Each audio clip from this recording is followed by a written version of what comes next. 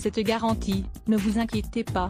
Voilà la réponse faite par Emmanuel Macron à ce passant du Touquet, pas de Calais, qu'il enjoignait en ce week-end de Pascal, à ne rien lâcher avec la SNCF, pas un mot de plus. Habituellement sur tous les fronts, Emmanuel Macron se tient à bonne distance, depuis le début du bras de fer avec les cheminots, au-dessus de la mêlée, loin des grognes sociales.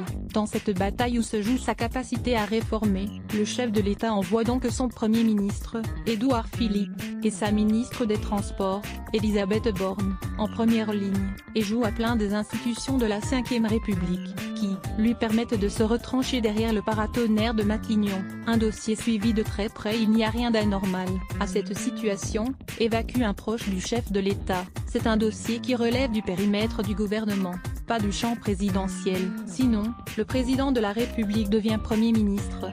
Et, l'Élysée d'enfoncer le clou. Chacun est dans son rôle, le président fixe le cadre, le Premier ministre est le chef d'orchestre. Édouard Philippe n'est pas plus à la manœuvre sur la SNCF que sur n'importe quelle autre réforme.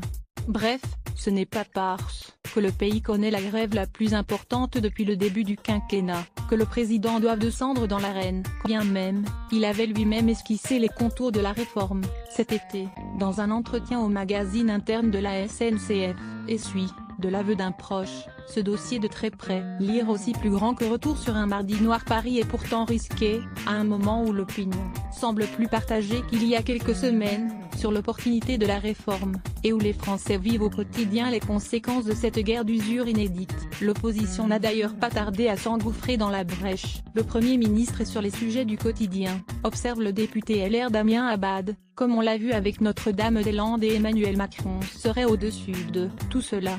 Eh bien moi, ça me gêne. Il cherche à se couvrir, il veut être le président du positif, pas des mauvaises nouvelles. L'entourage de Laurent Wauquiez voit, lui, dans cette réserve une opportunité de réagir si la situation venait à dégénérer. Ces critiques glissent sur l'exécutif.